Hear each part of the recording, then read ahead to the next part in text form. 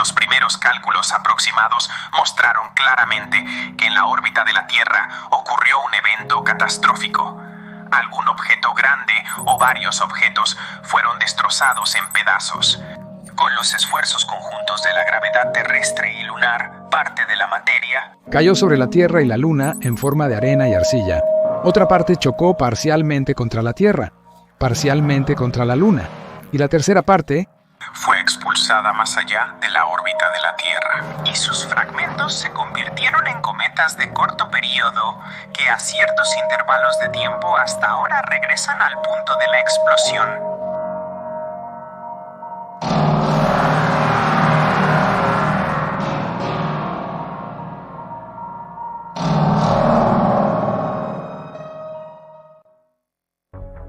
Hola, están en el canal Época de la Desconfianza y yo soy su autor y presentador, Mijail Kalmikov. Un poco de resumen breve de los episodios anteriores para quienes les da flojera verlos, y también para refrescar en la memoria el curso de la investigación, ya que ya se han acumulado bastantes videos. Entonces, en la primera parte de la serie El Apocalipsis Invisible, calculamos de manera muy aproximada la cantidad de arena y arcilla que cubren la Tierra. En ese momento, obtuvimos un objeto en forma de esfera con un diámetro de más de 400 kilómetros. Luego, calculamos la trayectoria de 3 o 4 asteroides que posiblemente impactaron la Tierra, en la región del Ártico y la Antártida, así como en la zona del Ecuador en América. Todos estos fragmentos dejaron huellas profundas en la superficie del planeta. Luego, calculamos la dispersión de las ondas de choque. Y de alguna manera, por sí solas, en el mapa aparecieron varias franjas estrechas donde la gente pudo sobrevivir y que curiosamente coinciden con los lugares de origen de las civilizaciones. También encontramos confirmación de una de las etapas de la cobertura de la Tierra en publicaciones impresas de la segunda mitad del siglo, y también modelamos el mecanismo de esta acción, basándonos en la hipótesis de la desintegración de un gran objeto en la órbita de la Tierra. En la serie La Ciudad Misteriosa y Alejandro Magno, analizamos algunos episodios históricos que insinúan directamente una catástrofe y los acontecimientos posteriores a la catástrofe. En la serie El Misterio del Segundo Planeta, justificamos la posibilidad misma de que existiera una atmósfera más densa en la Tierra, y también llegamos a la conclusión de que la catástrofe fue de escala cósmica. Afectó tanto a Venus como a Mercurio, Marte e incluso al legendario Faetón, sobre el cual habrá un video aparte. Al revelar el misterio del mecanismo de Anticitera, también nos encontramos con evidencia indirecta de una activa acumulación de arena en la Tierra. Finalmente, en el video Reacción en Cadena, vimos con nuestros propios ojos una confirmación real de este evento. Vimos varias fechas críticas que coinciden con catástrofes en la Tierra. Ahora está completamente claro que los 18 cometas que analizamos no se originaron en algún lugar profundo del espacio, en la nube de Oort o en el cinturón de Kuiper. No, nacieron justo aquí, sobre nuestras cabezas como resultado de una catástrofe cósmica en la órbita de la Tierra. La simulación en episodios anteriores mostró claramente cómo, en un periodo relativamente corto según las escalas cósmicas, la Tierra podía expulsar fragmentos de asteroides no fundidos con la ayuda de la Luna. Y la herramienta oficial de la Administración Nacional de Aeronáutica y del Espacio lo confirmó de manera igualmente clara.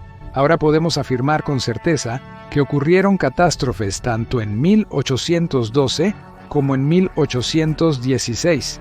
Exactamente, hubo catástrofes en 1724, en 1608 y en 1524, así como en 1913 y curiosamente en 2017.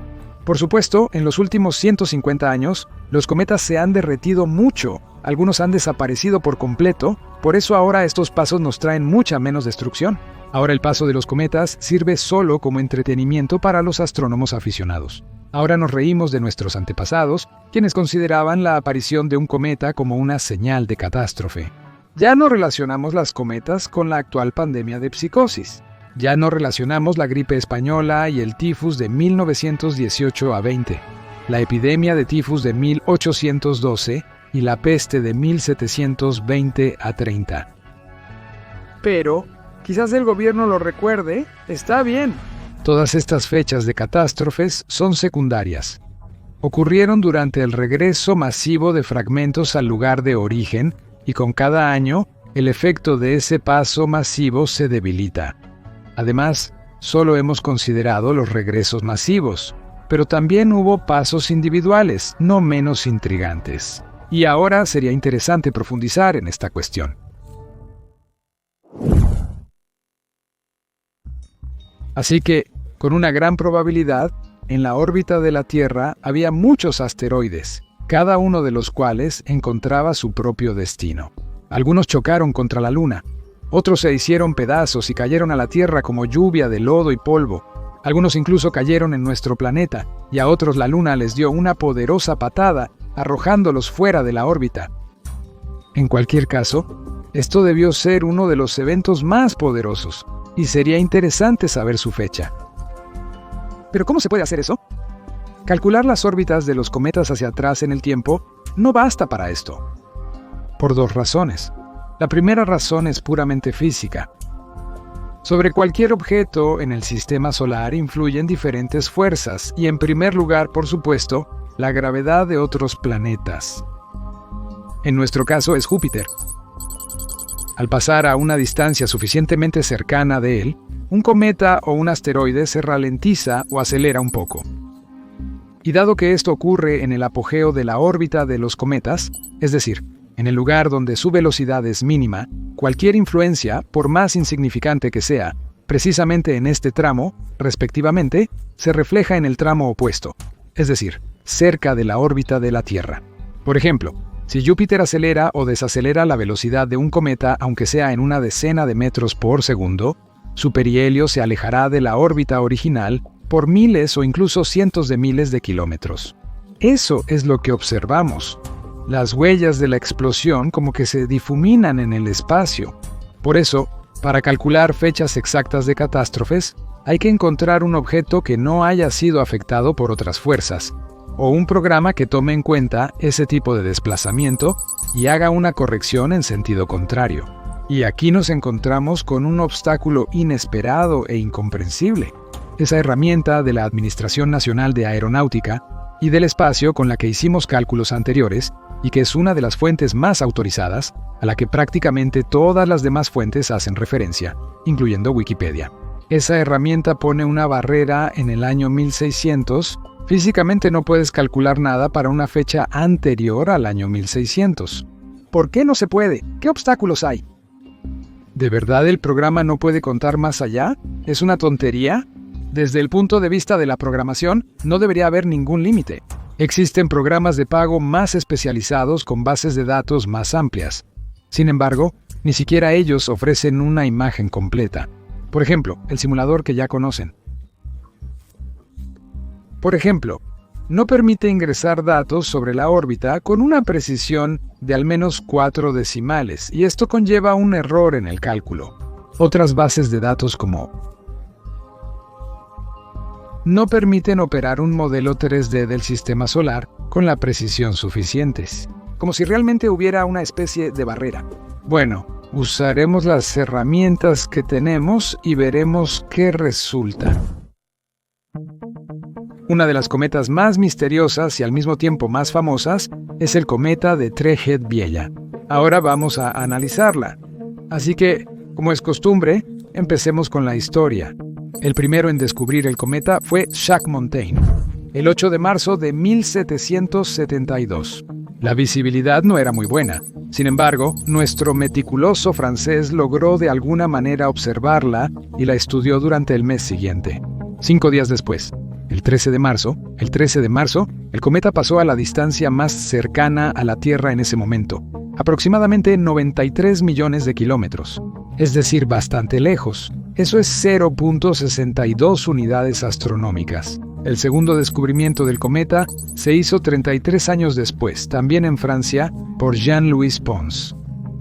Este descubrimiento tuvo lugar el 10 de noviembre de 1805.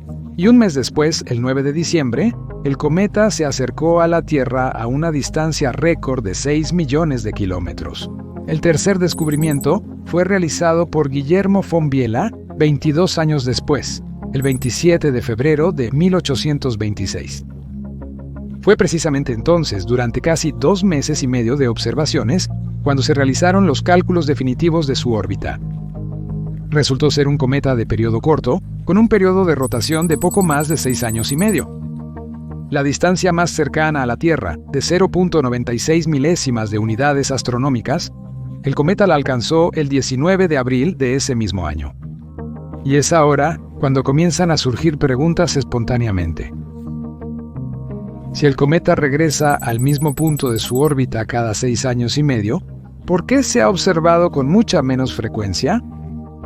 Transcurrieron 33 años desde el descubrimiento, y luego 22 más. En ese periodo, el cometa debió pasar 5 veces después, 3 más, y finalmente otras 3. La explicación más lógica es que la Tierra y el cometa Biela estaban entonces en lados opuestos del Sol. Por eso, primero, la distancia era demasiado grande. Segundo, el cometa en sí no es muy brillante. Y tercero, su ya débil resplandor era opacado por el Sol. Bueno, algo así. Parece que todo es lógico y no causa ninguna contradicción si no fuera por un pero. En el video anterior establecimos que este cometa debía pasar muy cerca de la Tierra en noviembre de 1812. ¿Cómo pasó desapercibida? Investiguémoslo.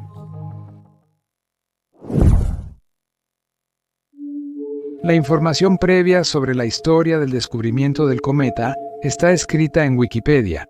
A su vez, como fuente, señala un artículo en el sitio Cometografía de Jerry Kronk, la cual, a su vez, traslada la responsabilidad de los cálculos a un astrónomo aficionado de Japón llamado Katsuo Kinoshita, quien, a su vez, hace referencia a los datos originales que recibió del Centro de Estudios de Pequeños Planetas, el cual, a su vez, es socio de la Administración Nacional de Aeronáutica y del Espacio. Entonces, ¿cómo sucede esto? Nos basamos exclusivamente en los cálculos de un astrónomo aficionado desconocido de Japón, que no tiene foto propia y cuyo nombre fue tomado de un personaje de anime japonés. Bueno, está bien. En realidad, Kinoshita es un apellido común en Japón, como nuestro Ivanov. Pero lo más interesante es que absolutamente todos los datos en el sitio de cometografía fueron hechos exclusivamente por este Kinoshita. Esto huele un poco mal. ¿Y qué pasa con la Administración Nacional de Aeronáutica y del Espacio? Y en el sitio oficial de la Administración Nacional de Aeronáutica y del Espacio, su apellido también aparece bajo muchos de los cálculos de órbitas. O sea, ellos están trabajando juntos. Bueno, si es así, vamos a comparar las órbitas, las fechas y la posición del cometa con la base de datos oficial de la Administración Nacional de Aeronáutica y del Espacio. Entonces, la primera fecha es el descubrimiento del cometa. Un personaje del manga japonés, según Wikipedia, nos dice que el 13 de marzo de 1772, el cometa estaba a una distancia de 0.62 unidades astronómicas de la Tierra. Vamos a comprobarlo. No, ese día estaba a 4,5 unidades astronómicas de la Tierra, es decir, 7 veces más lejos. La siguiente fecha es el 9 de diciembre de 1805. La distancia es de 6 millones de kilómetros. De nuevo no, ese día estaba a 300 millones de kilómetros de nosotros, es decir, 50 veces más lejos. La siguiente fecha es el 19 de abril de 1826. La distancia es de aproximadamente 143 millones de kilómetros. De nuevo verificamos con la base de datos de la Administración Nacional de Aeronáutica y del Espacio, y otra vez no. En realidad son 183 millones de kilómetros. A la luz de estos acontecimientos, echemos otra vez un vistazo más detallado a la personalidad de Jacques Leibax-Montaigne, quien fue el primero en descubrir un cometa y también descubrió los satélites de Venus, que luego desaparecieron. Un poco antes escribí que la única mención sobre él está solo en la Enciclopedia Británica, pero eso no es del todo cierto. La primera y más completa mención sobre él se encuentra en la carta de un tal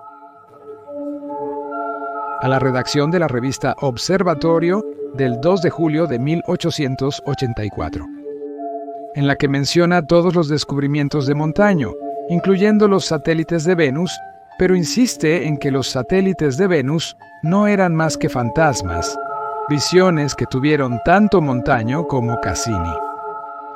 Además, ya entonces dice que intentó averiguar quién era Montaño, pero no encontró ninguna información sobre él, salvo una mención en la bibliografía de astronomía de Holanda, en la página 477, donde literalmente se dice cómo se llamaba. Jacques Leivax nació el 6 de septiembre de 1716 en Narbona.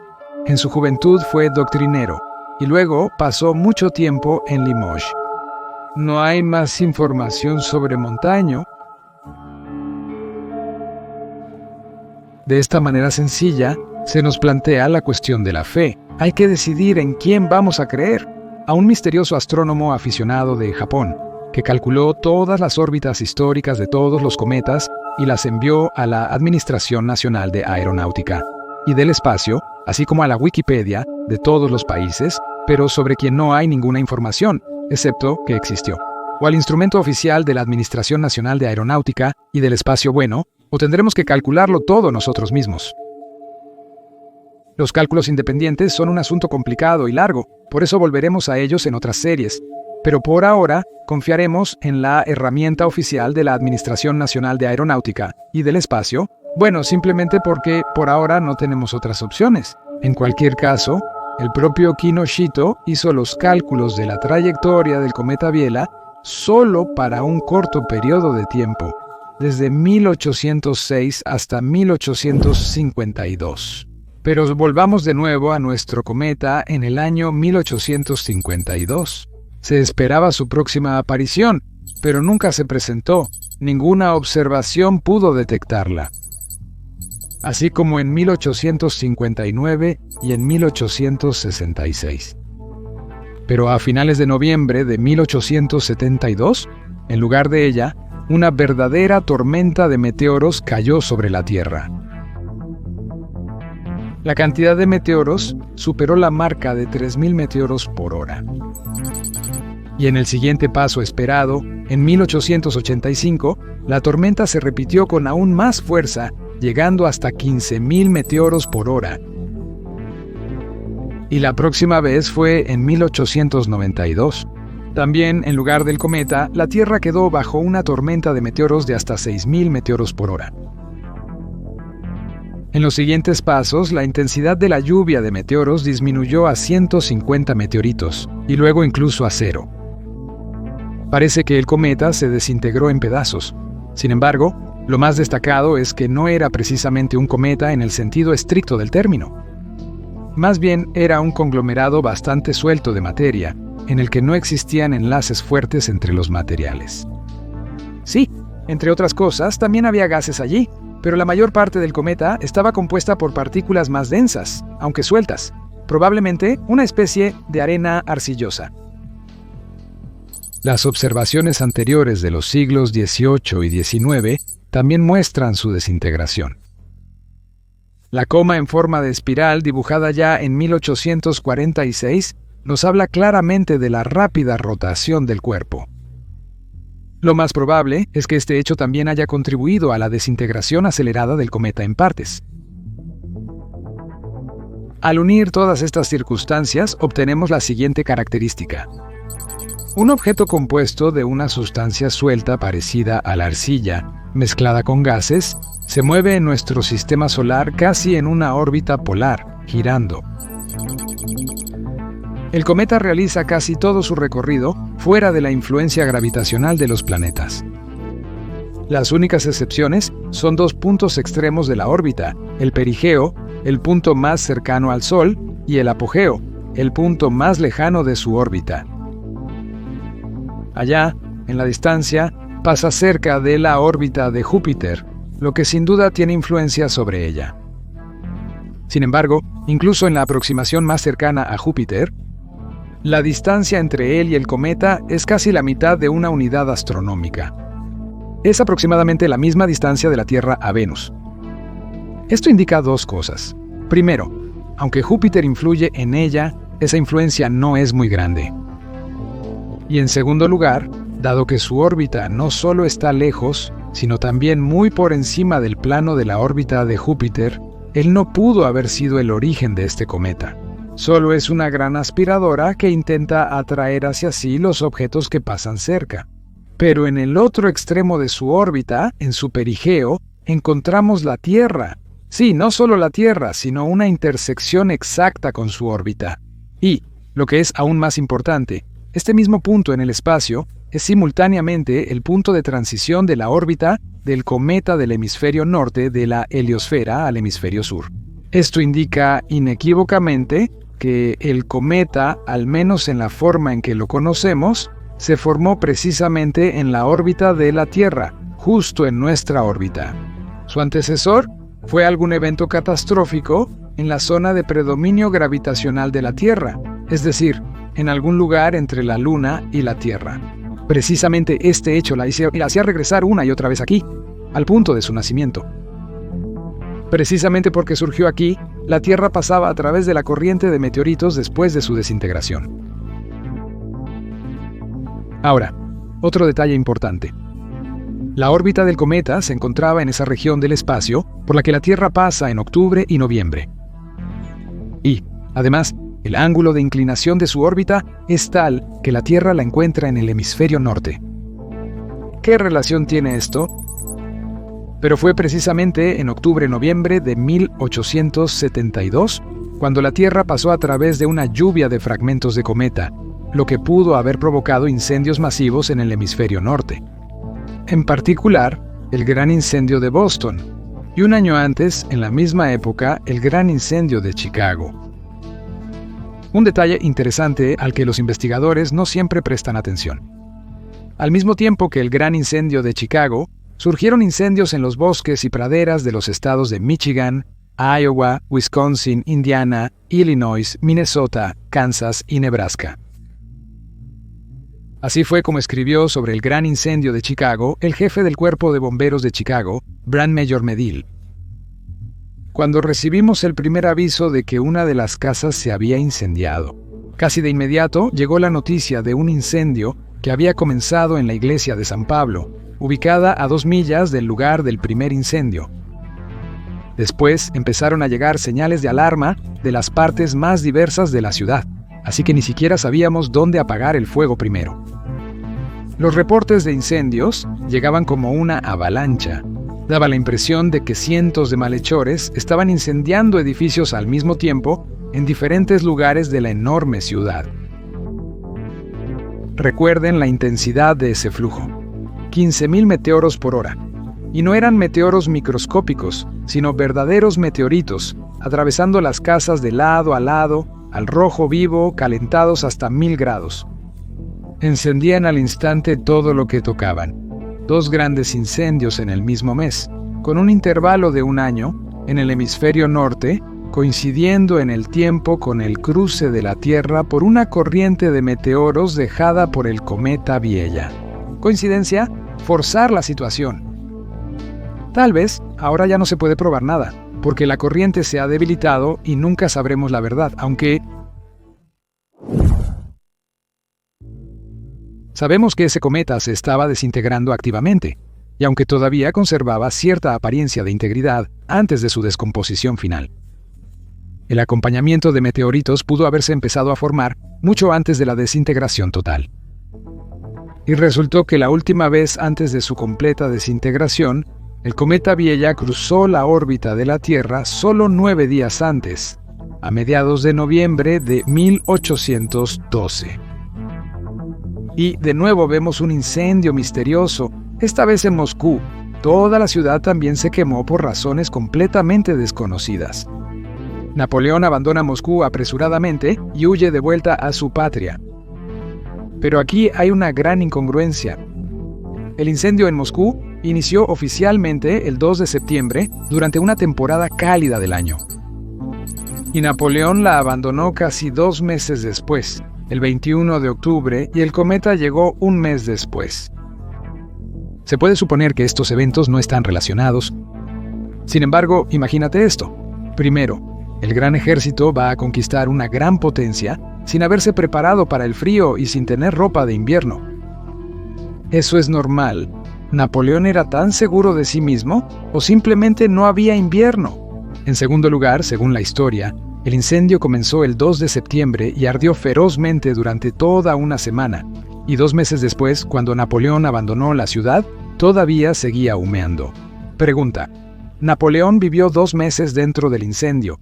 ¿Por qué abandonó la ciudad justo antes del invierno? ¿Por qué no pudo pasar el invierno en una ciudad cálida?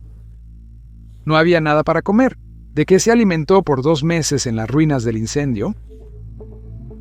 Y lo tercero, casi inmediatamente después de la retirada de Napoleón, llegaron las heladas.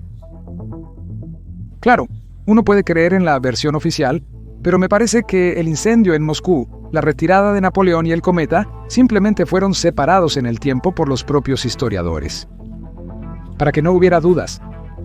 Pero imagina, si no hubiera invierno o si fuera muy suave, entonces ni siquiera tendrías que preocuparte por la ropa abrigadora. De repente, una lluvia de meteoritos cae sobre la ciudad incendiando los hogares. Al principio intentan apagar el incendio, pero por la experiencia de los incendios de Chicago y Boston, ya sabemos que eso es inútil. La ciudad se quema por completo en unos pocos días, ya no queda nada que buscar en ella. Y es precisamente por eso, y tal vez también porque el impacto del cometa dañó no solo Moscú, sino también Siberia, que Napoleón se retira, y ya durante la retirada, de repente, caen heladas. Detalles adicionales sobre las circunstancias de las heladas y los 3 años sin verano en el video previo. Una vez más, al pasar por una lluvia de fragmentos, la Tierra queda envuelta en llamas. Quizás, si retrocedemos aún más en el tiempo, encontremos el día y el lugar donde apareció este cometa. Vamos a intentarlo. Y obtenemos una nueva fecha, aún más interesante, el 28 o 29 de noviembre de 1699. Precisamente en ese año, de repente y por razones desconocidas, comenzamos una nueva cronología desde el año 1700. En ese año, el cometa Biela pasó a solo 1,5 millones de kilómetros de nosotros. Eso es tan cerca que bien podría considerarse el día del nacimiento del cometa. Es muy posible que en realidad estuviera aún más cerca, pero ajustó un poco su órbita bajo la influencia de Júpiter. O tal vez nació después de la desintegración o explosión de otro objeto mucho más grande en la órbita de la Tierra. Sin embargo, no es posible seguir contando el tiempo más allá, debido a un extraño bloqueo que hay en el sitio de la Administración Nacional de Aeronáutica y del Espacio. 1600 años es el límite. Además, resultó que los propios datos de la Administración Nacional de Aeronáutica y del Espacio contradicen los cálculos de otros astrónomos, como Kazuo Kinoshita, cuya información detallada, por cierto, también está oculta en casi todas las fuentes. Pero si queremos saber la verdad, debemos calcularlo nosotros mismos. Largo y meticulosamente para cada cometa por separado. Quizá incluso escribir nuestro propio programa o adaptar el que mejor se ajuste de los que ya existen. No prometo nada, pero sin duda descubriremos la verdad. Y si quieres ayudarme, ya sabes qué hacer. Amigos, todos podemos equivocarnos. Y si ven un error en mi lógica, no duden en dejar un comentario enojado debajo del video, de manera clara, correcta y sin titubear.